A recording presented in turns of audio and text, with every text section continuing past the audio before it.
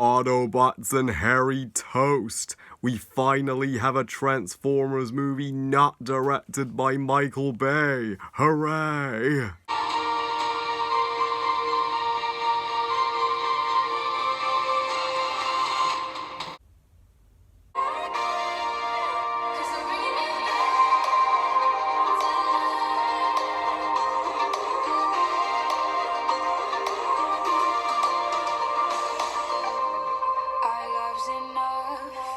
Transcending us through space and time.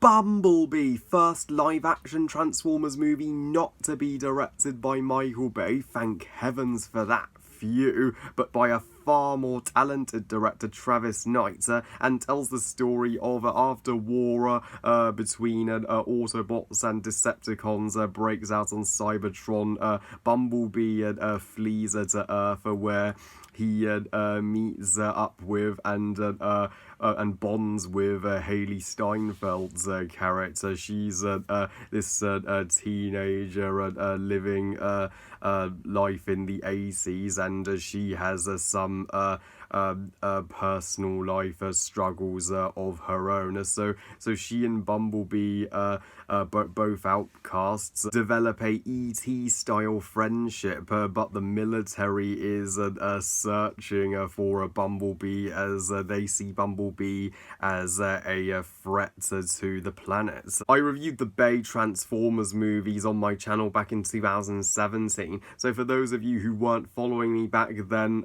the one Bay directed Transformers movie I like is the first. The same cannot be said for Revenge of the Fallen or Revenge of the Bay. Dark of the Moon I'm a little more generous to. That one is okay-ish. Then Mr. Bay lied to us and made a fourth movie, Age of Extinction or Age of Stinction. And finally, last year, I have permanently disowned Michael fucking Bay when he made the worst fucking Transformers movie, period, The Last Night or The Last Shite. Seriously, I am fucking done with the Bay era of Transformers. This is how Bumblebee would have turned out had Michael fucking Bay directed and wrote this script. The protagonist will be a boring male lead with no character, and the female will be reduced to the love interest, and she'll be a hot babe who I'll sexualize, and it's not gonna take place on Cybertron, it's gonna take place on Earth, and I'll include a backstory where Transformers have been here in the past, and the movie will be 2.5 fucking hours long, if not 2 hours and 45 minutes. Boy, am I overjoyed that never happened. Thankfully, Travis Knight, director of the animated masterpiece that was Kubo and the Two Strings, he changes Transformers for the better. Bumblebee is finally a legitimately freaking good, if not great, Transformers movie. Yeah, but this is by far the best Transformers movie ever. Even slightly better than Michael Bay's first movie. This, I'm like, we can just erase the Bayformers from existence, and just Travis Knight should have directed this franchise from the get-go. So let's get to my positives. It's awesome to have a break from the Bay formula in this franchise. You know, and I absolutely love a solo Transformers movie. Focusing on one of our favourites of the Transformers, Bumblebee himself. It's awesome to have a smaller scaled Transformers movie and a Transformers film that focuses on heart and a story and characters over action. And Haley Steinfeld, she is 100 million times better than Shia LaBeouf and Mark Wahlberg ever were. She is the greatest Transformers protagonist without a shadow of a doubt. Had Michael Bay directed this movie, the movie would have had a male protagonist, and she would have been the damsel in distress love interest. But no, she is she's a sympathetic teenager and outcast, and she isn't sexualized. She's a character with feelings. See, Michael Bay, take notes. This is how you write women on film. Thank you, Travis Knight. You finally did what Michael Bay failed to do.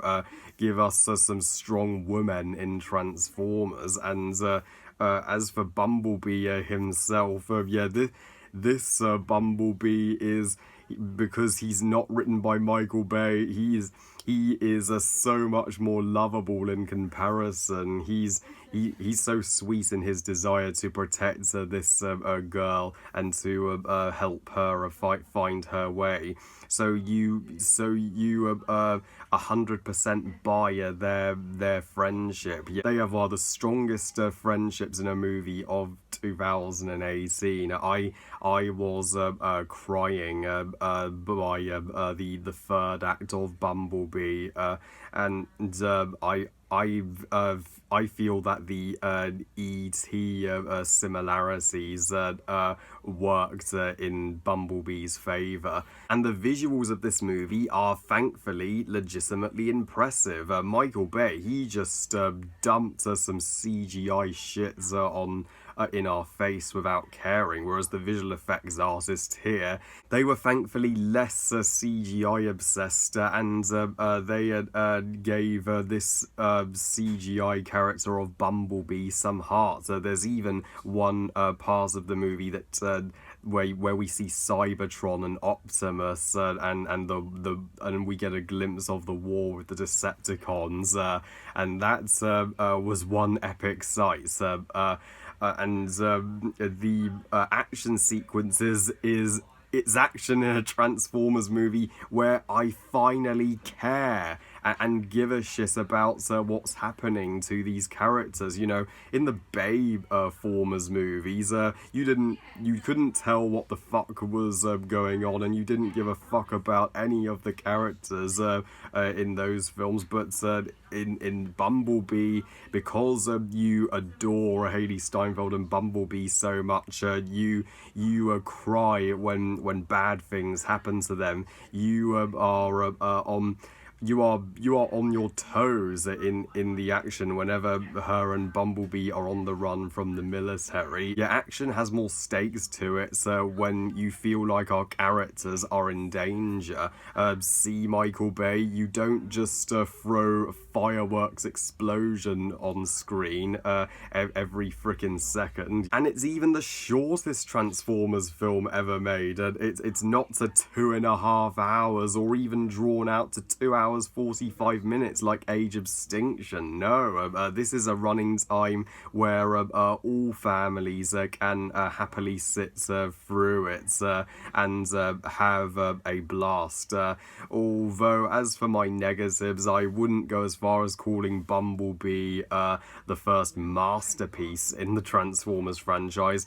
I would have liked this movie to have not included the military, even though the military, even though this time you got their motivation because they were intending to protect the Earth from the Transformers. They misunderstood the Transformers, and the military are less in this movie, but still they're unnecessary. We don't need the military in every single one of these movies. That was just a lazy decision to have the military be the primary antagonist throughout this movie. I would have loved to have seen a Decepticon villain in this movie. But even so, I am celebrating we finally have a Transformers movie that is worth seeing. I give Bumblebee 4 stars out of 5. Great movie.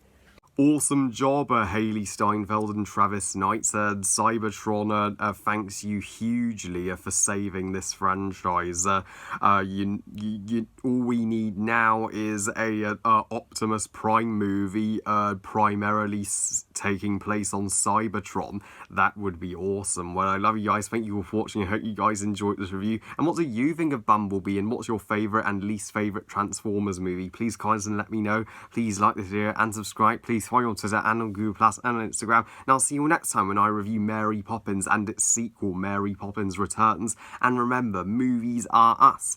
Bye, guys.